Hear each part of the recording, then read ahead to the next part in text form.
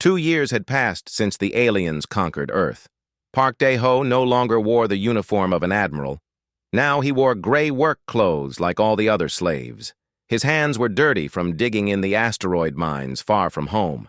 The work was killing them slowly. Humans had to crawl through spaces too small for the alien bodies, drilling holes and blasting rocks that had been floating in space since the beginning of time. The air was thin, the gravity was wrong, and the alien guards showed no mercy to anyone who worked too slowly. "Move faster, human dirt," Warden Kelthar growled as he walked past Park Dae-ho's work crew. The alien was huge, even compared to other Velkari. His crystal-like skin was covered with scars from many battles. "The Empire needs this metal, not your weakness." Park Dae-ho kept his head down and kept drilling. Next to him, Dr. Choi Jae-sung worked quietly. The man who used to design weapons for Earth's military was now forced to dig rocks with his bare hands. But the aliens were wrong if they thought this would break his spirit. "Look at this," Choi Jae-sung whispered, pointing to where alien technology, connected to the mine wall. "See how they hook up their power cables? It wastes energy. They lose almost 30% of their power doing it this way." Captain Lee Min-ho was working nearby. "Why do you care how they waste power?" "Because," Choi Jae-sung said quietly, "someone who wastes power in small things probably wastes it in big things too. And waste means they're not as smart as they think." The three men had been put in the same work crew by accident, but they quickly found each other and began to share information. Around them, other humans worked in small groups, and slowly, quietly, they began to pass knowledge between the teams. Commander Kim So-ra worked in the station's machine shop, fixing the equipment that kept the asteroid base running. The aliens had put her there because they needed someone small enough to crawl into tight spaces. They didn't know that she was learning how every piece of their technology worked. "The gravity machines are simple," she told Park Dae-ho during one of their short rest breaks. "Too simple. They use brute force instead of smart engineering, and their air systems have no backup plans. If something breaks, they just throw away the whole machine instead of fixing it. They think like rich people," Dr. Choi Jae-sung said. "They have so much of everything that they never learn to be careful with what they have. We learned to be careful because we had to." The aliens expected their human slaves to die within months from the hard work and bad conditions. They didn't care. New humans could always be brought from the camps on Earth or other slave worlds when the old ones died, but they didn't understand that humans were built to survive. Where other species might give up and die, humans found ways to make the impossible work. They adapted to things that should have killed them. When the air machines in Section C broke down, the aliens wrote off the 30 humans working there as dead. But Park Dae-ho led a team that built a new air system using spare parts and pure determination. They saved all 30 lives using nothing but scrap metal and human cleverness. "How did they do that?" Warden Kelthar demanded when he found out the humans were still alive. His technical officer studied the makeshift air system the humans had built. "They connected the emergency oxygen tanks to the water recycling system and used waste heat from the mining equipment to power a chemical scrubber. It shouldn't work, but it does." Kelthar stared at the crude but working system. "Disgusting. Tear it down and put in proper equipment." But when the proper equipment arrived 3 weeks later, the technical officer had to admit that the human system actually worked better than the alien replacement. Kim So-ra made another important discovery while crawling through the maintenance tunnels. The aliens threw away huge amounts of materials they thought were worthless. Broken circuit boards, worn-out power cells, armor plating with small dents, all of it went into recycling bins to be melted down into raw materials. "They can't see value in anything that isn't perfect," she explained to the others. "A power cell that works at 80% gets thrown away. Armor with small dents gets melted down. To them, these things are garbage." "But to us?" Park Dae-ho asked. "To us, 80% is better than 0%. And dented armor still stops bullets." Slowly, carefully, the humans began to collect the things the aliens threw away. They hid them in unused parts of the mining tunnels, building secret storage areas that the aliens never bothered to check. Dr. Choi Jae-sung studied every piece of alien technology he could get his hands on. He learned how their power systems worked, how their computers thought, how their weapons made energy. Most importantly, he learned where they were weak. Their shields stop energy weapons, he told the others during a secret meeting in an old mine shaft. But they've never fought kinetic weapons like our old railguns. Their armor is strong against heat and radiation, but it's never been tested against good old bullets.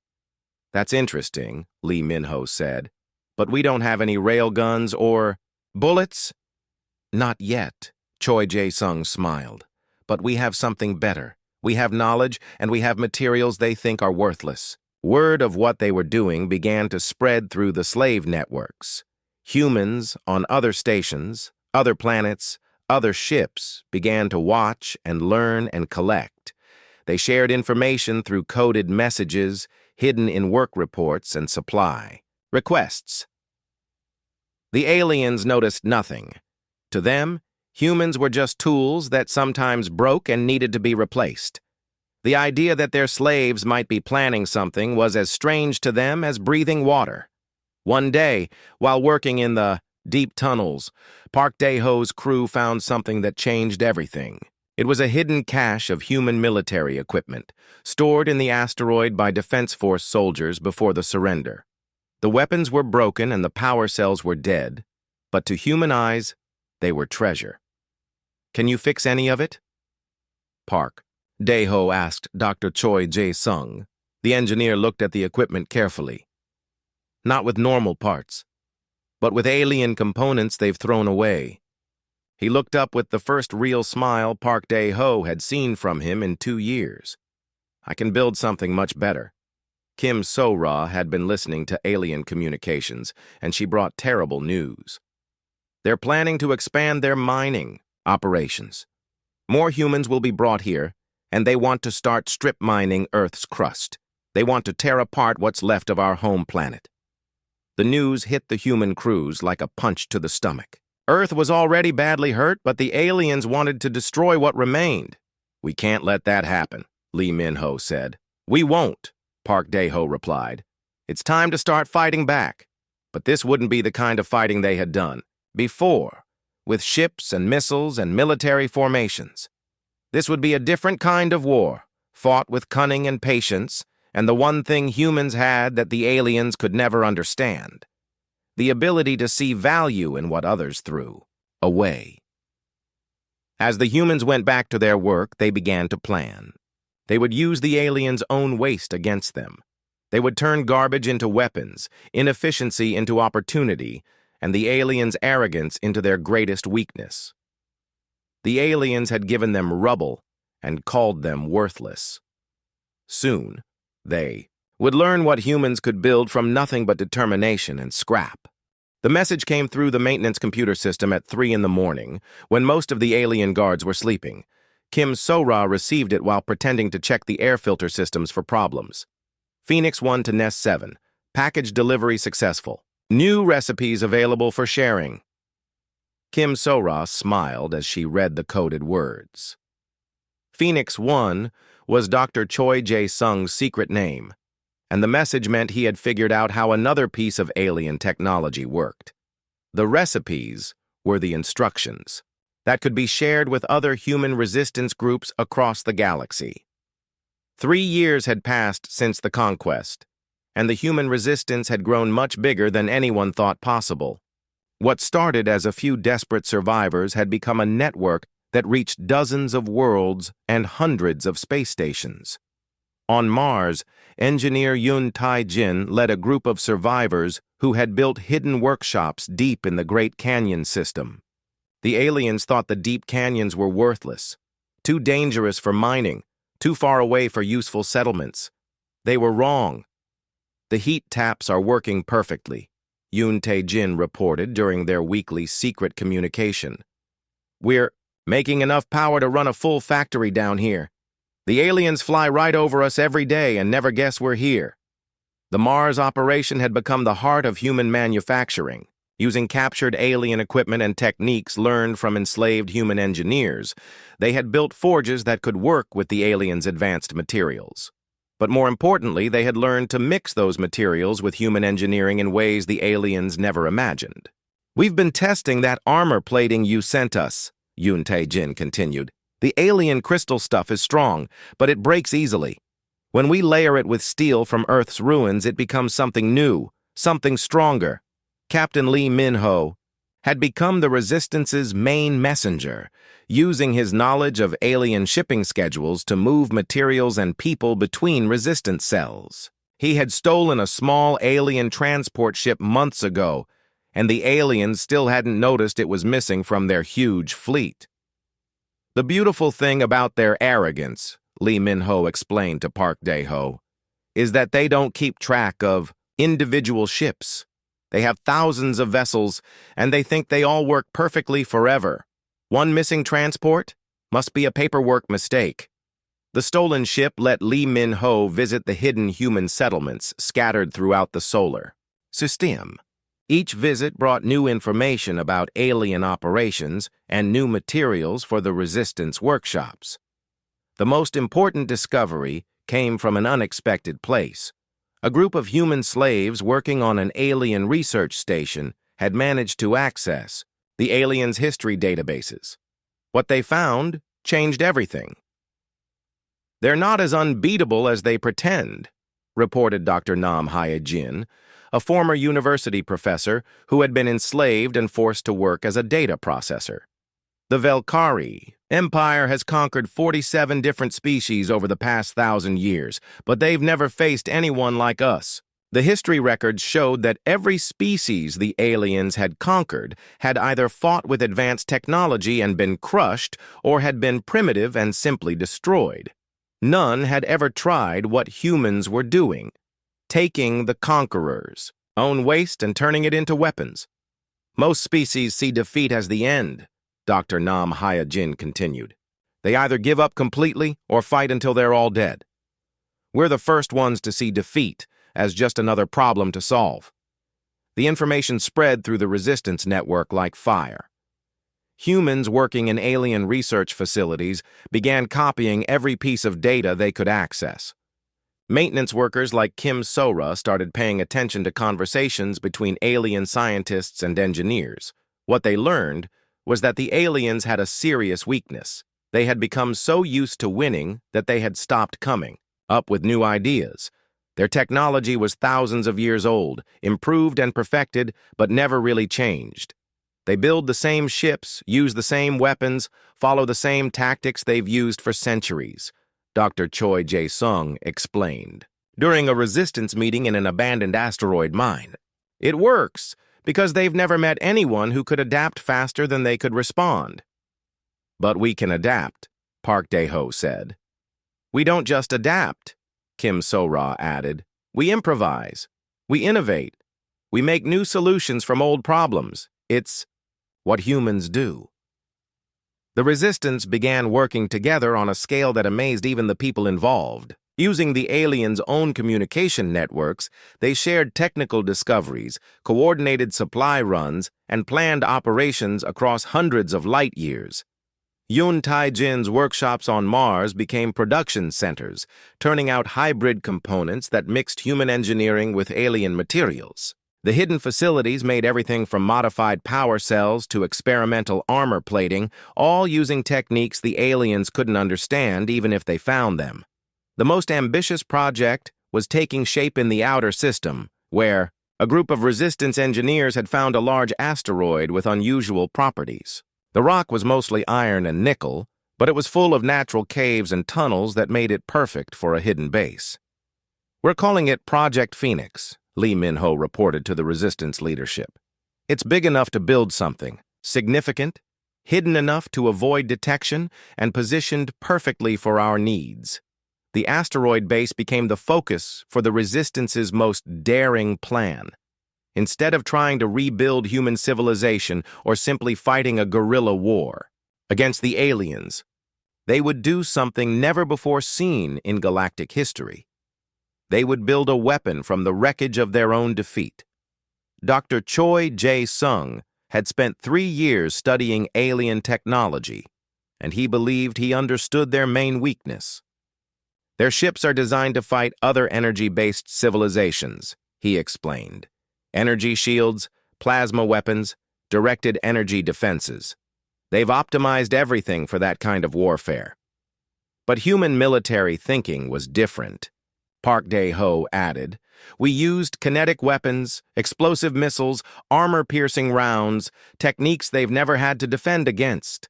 The plan that came out of months of careful discussion was bold beyond belief. They would build a warship, using alien technology as a foundation, but designed according to human military principles.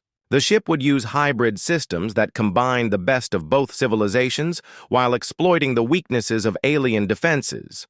Most importantly, the ship would be built mainly from materials the aliens thought were worthless. The hull would be forged from the concrete and steel of Earth's destroyed cities, processed and strengthened using captured alien nanotechnology. The weapons would fire projectiles made from compressed debris, the literal rubble of human civilization turned into instruments of war. They gave us garbage and expected us to disappear," Kim So-ra said as she looked at the early design plans. "Instead, we're going to turn their garbage into their worst nightmare." The project would need resources from every resistance cell, technical knowledge from dozens of human engineers, and materials gathered from across the solar system. It would take years to complete and would need perfect coordination between hundreds of people who could only communicate in secret.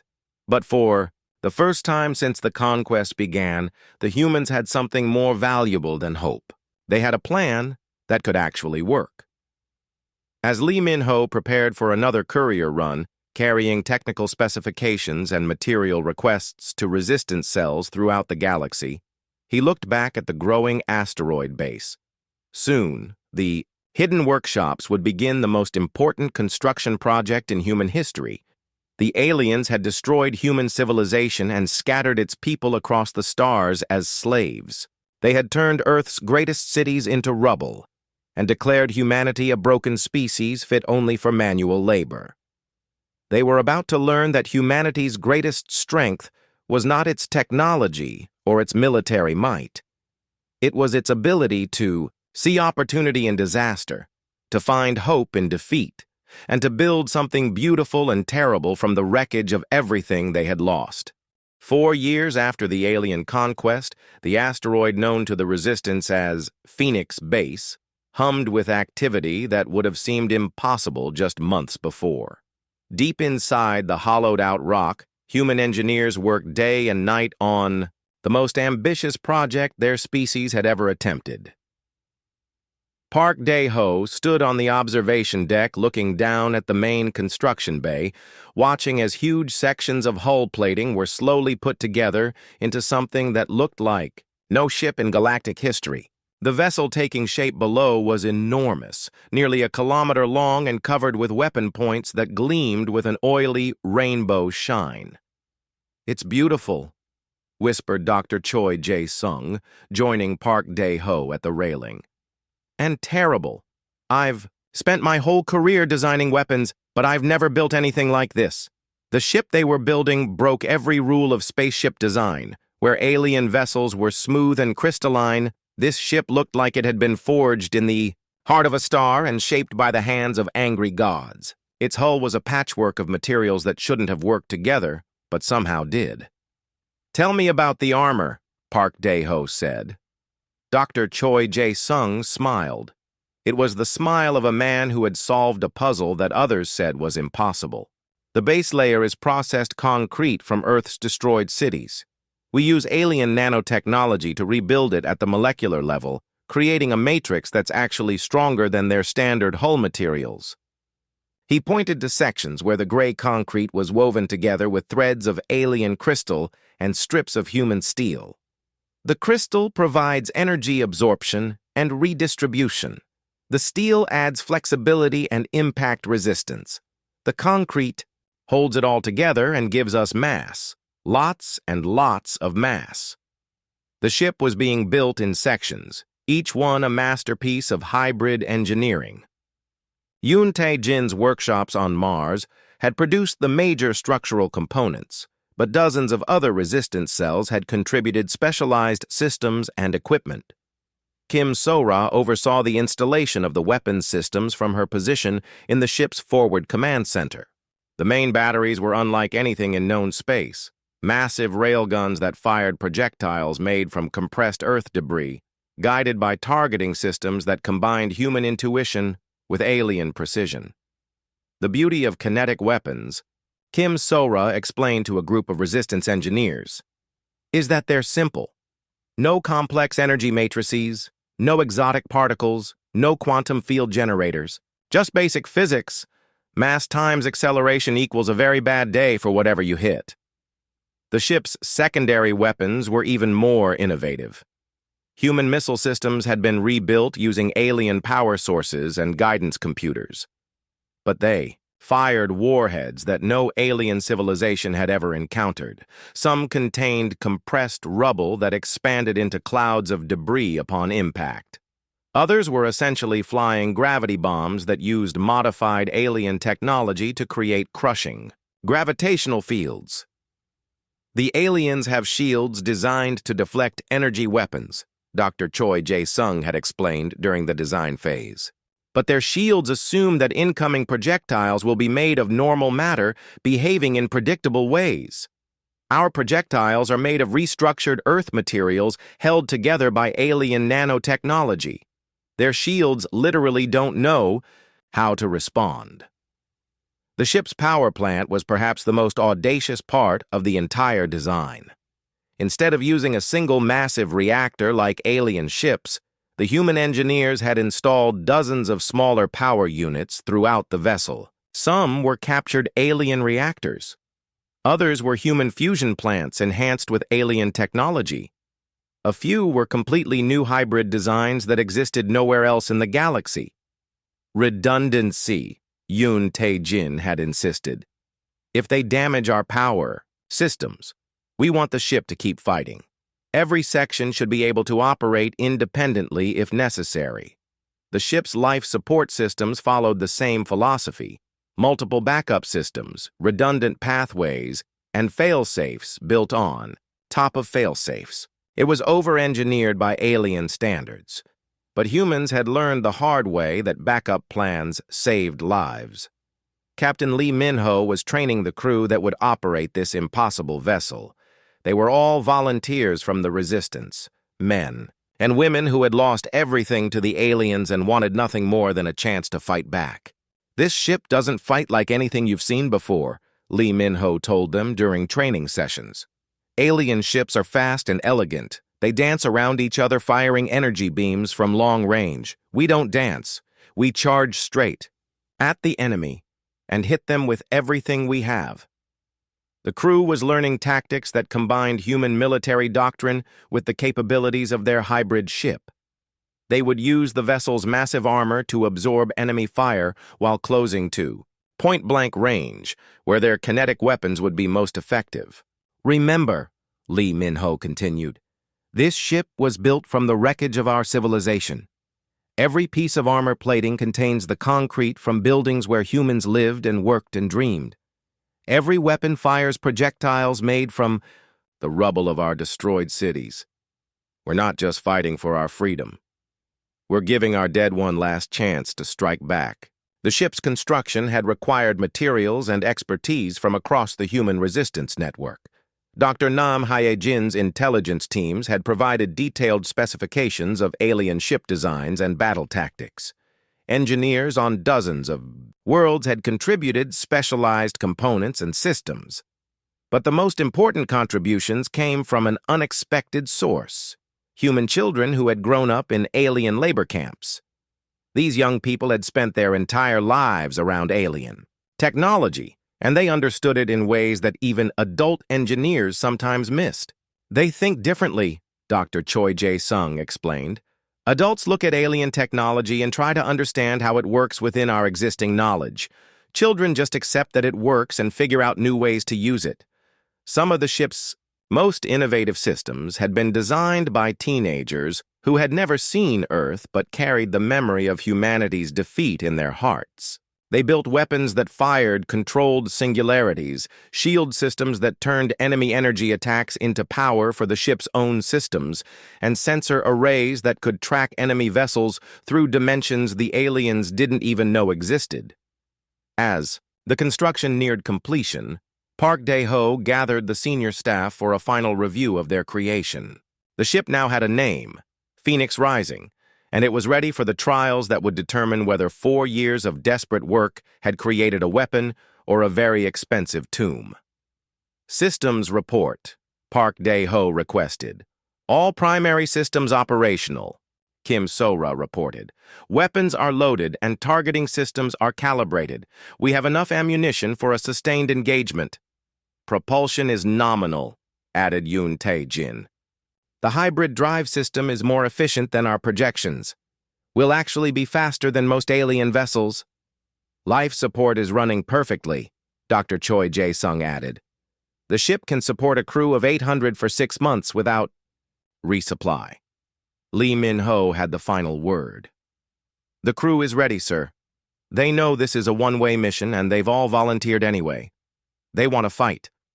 Park Dae-ho looked out at the completed warship. It was ugly by conventional standards, a patchwork monster that looked like it had been cobbled together from scrap metal and alien technology.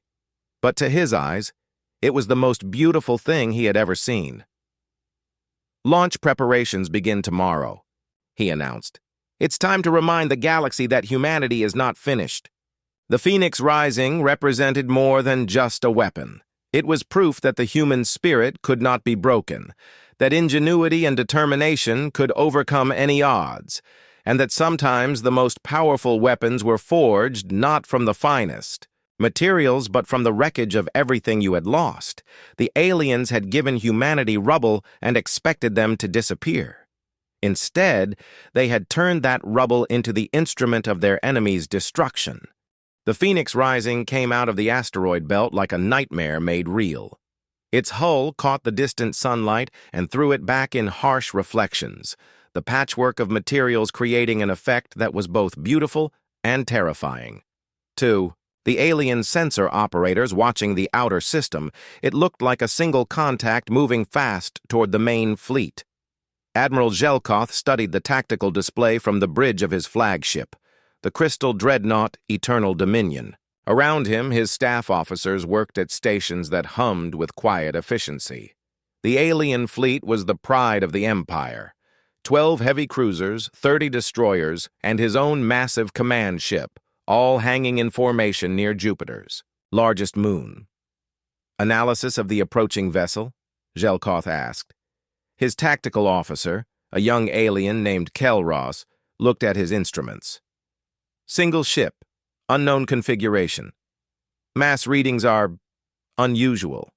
The vessel appears to be built from primitive materials, iron, steel, processed stone compounds. Zelkoth's crystal features twisted in what passed for amusement among his species. Primitive materials? Are the humans so desperate that they've built a ship from garbage?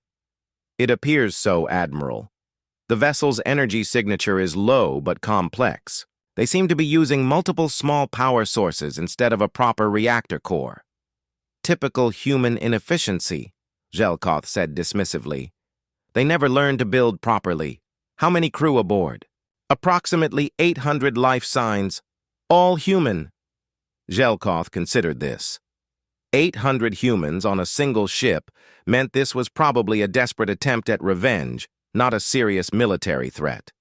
The humans had tried similar suicide attacks before, usually resulting in nothing more than spectacular explosions that accomplished nothing. Signal the approaching vessel, he ordered. Offer them the chance to surrender. When they refuse, destroy them quickly. I want this over before the evening meal, but aboard the Phoenix Rising, Park Dae-ho had no intention of surrendering. He stood on the bridge of his impossible ship, watching the alien fleet grow larger on the main view screen.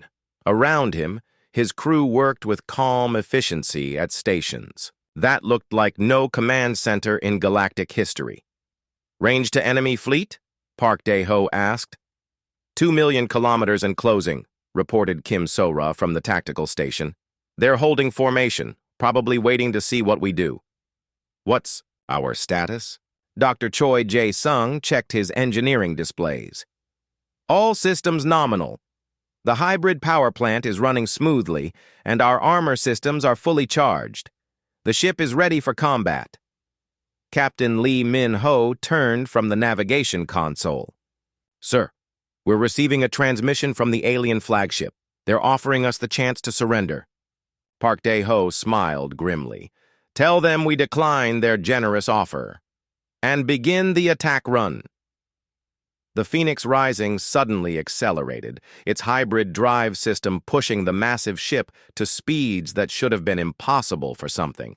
Built from concrete and scrap metal, the alien fleet scrambled to respond, their elegant formations shifting as they prepared to engage. "They're moving faster than our projections indicated," Kelros reported to Admiral Zelkoth. "Estimated. Time to weapons range is now 12 minutes. No matter," Zelkoth replied. "Signal all ships to target the human vessel. As soon as it enters range, destroy it." But as the Phoenix Rising closed the distance, something unexpected happened. The ship's bizarre hull began to shimmer and shift, its surface rippling like liquid metal. Energy readings from the vessel spiked and fluctuated in patterns that made no sense to alien sensors. "What is that ship doing?" Zelkoth demanded. Kelros studied his instruments with growing confusion. "Unknown, Admiral. Their hull appears to be adapting. The materials are restructuring themselves in real time." The truth was even stranger than the aliens could imagine. The Phoenix Rising's hull was indeed adapting, using nanotechnology salvaged from dozens of alien wrecks and integrated with human engineering. The concrete and steel that formed the ship's foundation was being constantly reinforced and modified by millions of microscopic machines, creating armor that grew stronger as it anticipated. "Incoming attacks. Enemy vessels are powering weapons," Kim So-ra reported. "Multiple target locks detected." "Evasive maneuvers," Park Dae-ho ordered. "Show them how a human ship dances." Lee Min-ho's hands flew over the navigation controls, and the Phoenix Rising began to move in ways that defied everything the aliens knew about space combat. Instead of the graceful, predictable arcs that characterized civilized warfare, the human ship jinked and weaved like a living thing, its movements chaotic and impossible to predict. "Target that ship," Zelkoth roared. "How difficult can it be to hit something that large?" The alien fleet opened fire with concentrated energy beams that could melt through the hull of any known vessel. Brilliant streams of plasma and exotic particles reached out across space toward the Phoenix Rising. But when the beams struck the human ship, something unprecedented happened. The energy weapons, designed to burn through conventional armor, hit the Phoenix Rising's hull and simply stopped. The bizarre mixture of materials absorbed the energy and redistributed it through crystal conduits embedded in the concrete matrix. Instead of being destroyed, the ship's armor actually grew brighter and stronger. "Impossible," whispered Kelros. "Our weapons are being absorbed by their hull. They're using our own energy to strengthen their defenses." Park Dae-ho watched the tactical display with grim satisfaction. "Return fire! All weapons!" The Phoenix Rising's main guns opened fire, and the alien fleet experienced something no alien military had ever encountered. Instead of energy beams or plasma bolts, the human ship fired solid projectiles at incredible speeds. Chunks of compressed Earth debris accelerated to near-light speeds by railguns powered with alien technology. The first salvo struck an alien destroyer that had moved too close. The ship's shields, designed to deflect energy weapons, offered no protection against kinetic projectiles made from restructured concrete and steel. The debris punched through the alien vessel's hull like bullets, through paper, and the destroyer came apart in a shower of crystal fragments. "What kind of weapons are those?" Zelkoth demanded. Kinetic projectiles, Admiral. Solid matter fired at extreme velocity. Our shields cannot deflect them effectively. The Phoenix Rising continued its impossible dance through space, its hull shimmering as it absorbed more energy from alien weapons. The ship's secondary batteries opened fire, launching missiles that contained warheads unlike anything in known space. Some exploded into clouds of debris that acted like giant shotgun blasts. Others created localized gravity fields that crushed enemy ships from within. An alien cruiser tried to ram the human ship, thinking that its superior mass would crush the makeshift vessel. But when the two ships collided, it was the alien vessel that came apart. The Phoenix Rising's hull, reinforced with absorbed energy and strengthened by continuous nanotechnological adaptation, proved stronger than crystal armor that had never failed before. "Sir," Kim So-Ra reported, "enemy flagship is moving to intercept. Admiral Jelkoth appears to be bringing his dreadnought into the fight personally." Park Dae-ho studied the approaching alien flagship. The Eternal Dominion was massive, heavily armed, and protected by shields that could deflect the firepower of an entire fleet. Under normal circumstances, no single ship could hope to defeat it. But the Phoenix Rising was not a normal ship. "All power to forward weapons," Park Dae-ho ordered. "Target their main reactor. It's time to end this." The two ships closed on each. Other like ancient gladiators, the elegant crystal dreadnought, and the impossible hybrid monster built from the wreckage of human civilization. Around them, the remnants of the alien fleet tried desperately to support their flagship, but their energy weapons only made the Phoenix Rising stronger. "This is Admiral Jelkoth to the human vessel," came a transmission. "You have fought well for primitives, but this ends now. Surrender, and I will grant you a quick death." Park Dae-ho looked around his bridge at the crew who had volunteered for this mission, knowing they would probably not survive it. They were the children of a conquered species, the survivors of a broken civilization, the inheritors of nothing but rubble and dreams.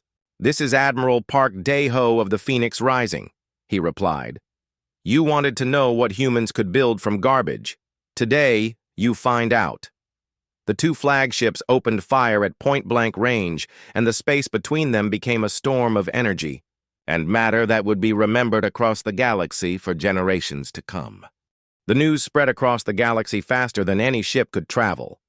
On 1,000 worlds, in 1,000,000 space stations across the vast networks that connected every civilized species, the impossible story was told and retold until it became legend.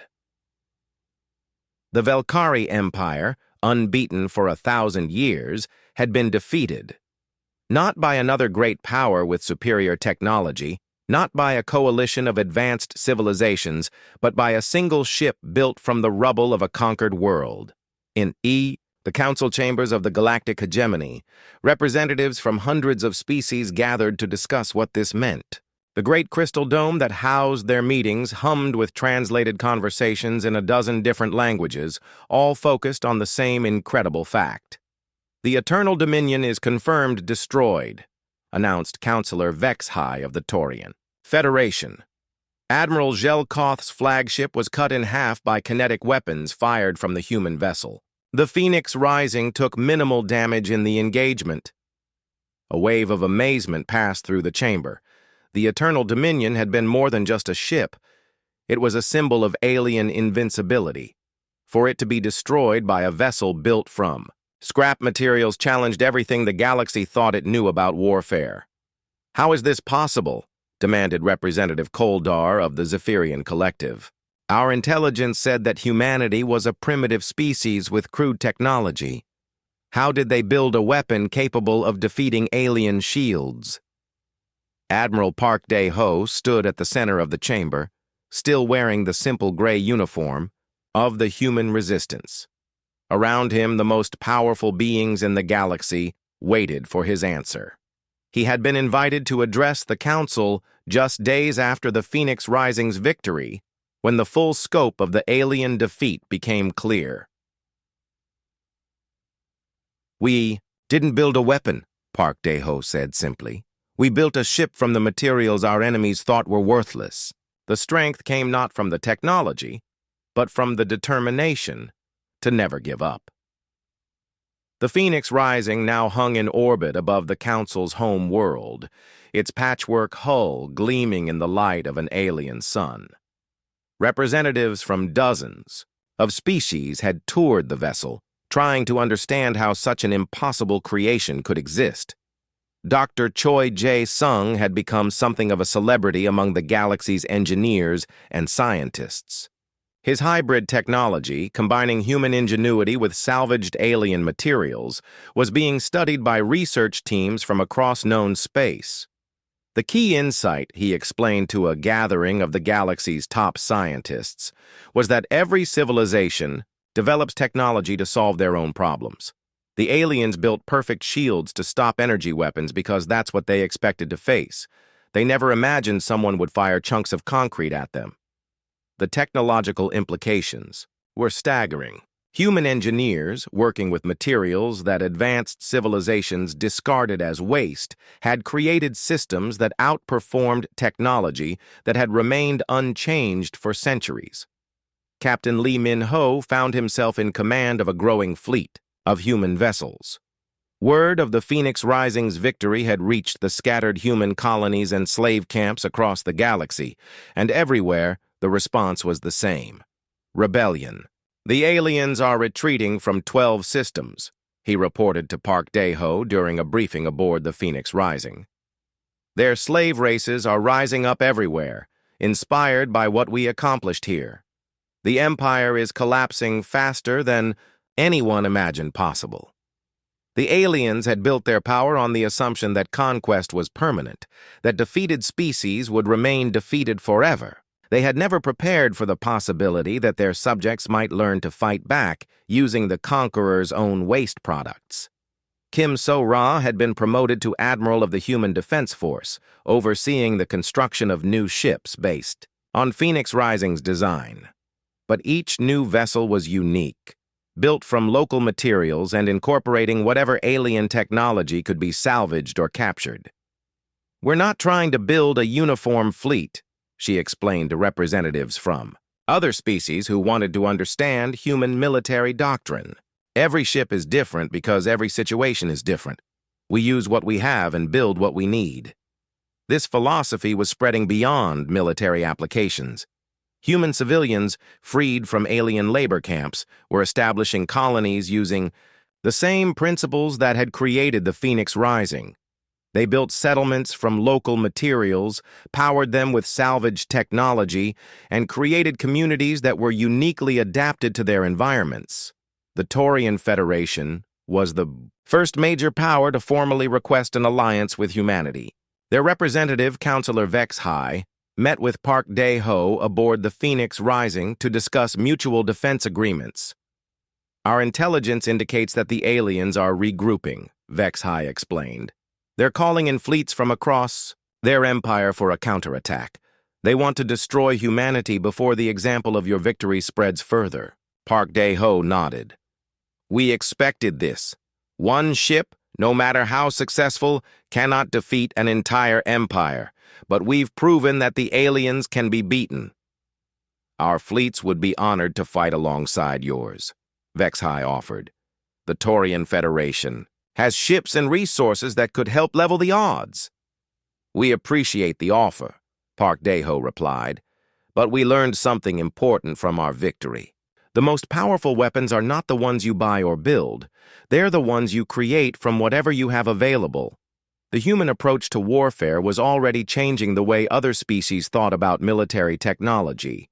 Instead of trying to build perfect weapons for ideal conditions, they were learning to create adaptable systems that could be modified for any situation. Dr. Nam Hye-jin had established the Human Technical Exchange, a program that shared human engineering techniques with other species while learning from their technological traditions. The exchange was producing innovations that neither species could have achieved alone. "The galaxy has been stuck in the same patterns for thousands of years," she explained to a gathering of alien scientists.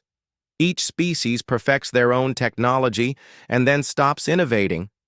Humans showed that real progress comes from combining different approaches in unexpected ways.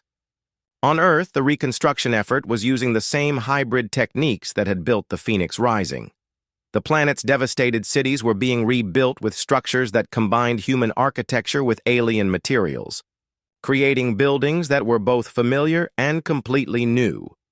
Yoon Tae-jin oversaw much of the reconstruction, using his experience from the hidden Mars workshops to establish manufacturing centers that could produce anything from construction materials to starship components. The factories used salvaged alien equipment, captured alien designs, and purely human innovation in combinations that created entirely new categories of technology. "We're not trying to recreate what we lost," he explained to visiting dignitaries. "We're building something better, a civilization that can adapt to anything and turn any setback into an opportunity." The psychological impact of humanity's victory was as important as the military and technological effects. For the first time in galactic history, a conquered species had not only survived, but had turned their defeat into the foundation for an even greater triumph. As Park Dae-ho stood on the bridge of the Phoenix Rising, watching Earth's reconstruction, through the main view screen, he reflected on how far humanity had come. 4 years ago, they had been a defeated species, scattered and enslaved with nothing but rubble and determination. "Sir," Kim So-ra reported, "we're receiving signals from 17 different species requesting technical exchanges and defense agreements. The galaxy wants to learn from us." Park Dae-ho smiled. "Send replies to all of them. Tell them we're willing to share what we've learned, but on one condition." "What condition, sir?" "They have to be willing to see value in what others throw away. The most important lesson we can teach is that there's no such thing as worthless material, only a lack of imagination in how to use it." The Phoenix Rising continued its orbit around Earth, its patchwork hull a symbol of humanity's greatest strength. They had been given rubble and chains and contempt, and from those materials they had built the most feared battleship in the galaxy. But, more than that, they had built hope. Hope that defeat was not permanent, that the impossible was simply another engineering problem, and that any species willing to see opportunity in disaster could rise from its own ashes stronger than ever before. The galaxy would never be the same. The age of unchanging empires and permanent conquest was over.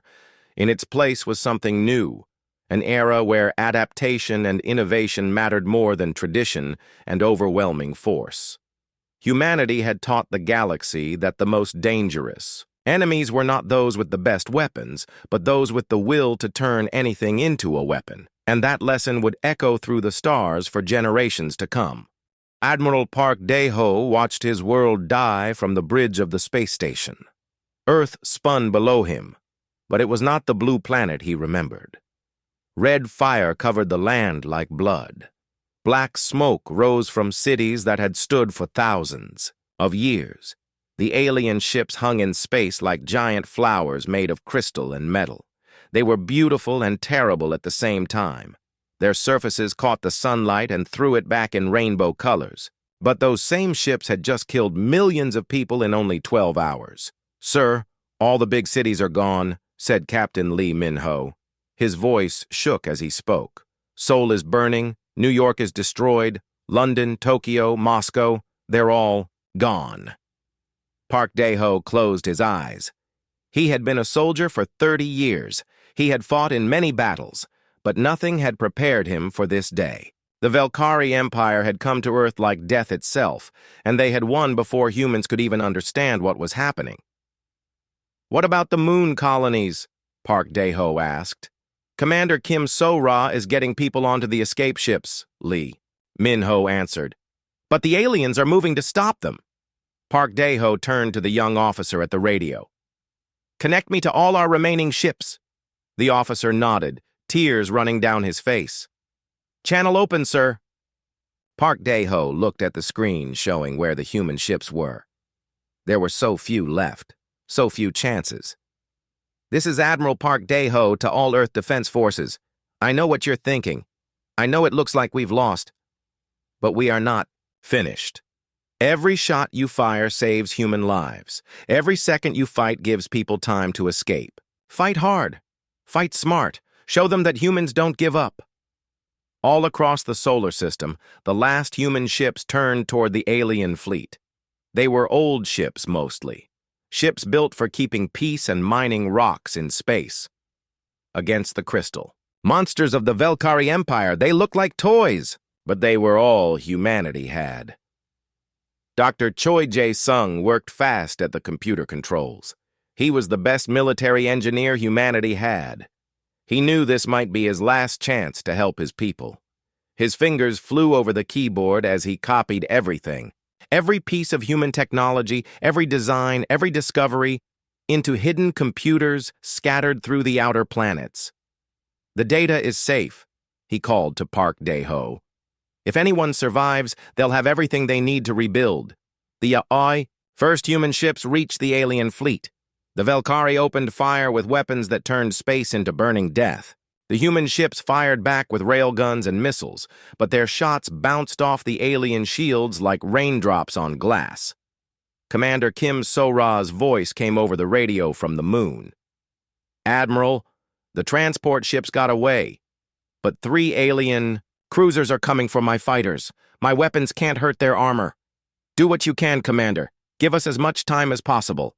Park Dae-ho watched the battle display as red dots disappeared one by one. Each dot was a ship full of brave people who chose to fight instead of run. Each dot was a story that would never be told, a life that ended trying to save others. The alien ships moved through the human fleet like sharks through fish. Their crystal hulls seemed to drink in the fire from human weapons and grow brighter. This was not just a battle. It was a lesson. The aliens wanted humans to know how helpless they were. "Sir," the radio officer said, "the aliens want to talk to our highest officer." Park Dae-ho straightened his uniform. "Put them on screen." The view screen filled with an alien that looked like living ice. Its eyes were the color of lightning, and when it spoke, its voice sounded like breaking glass. "I am Fleet Commander Veltar of the Velkari Empire. You have fought well for such simple creatures, but this ends now. Surrender, and your people will live as workers for the Empire.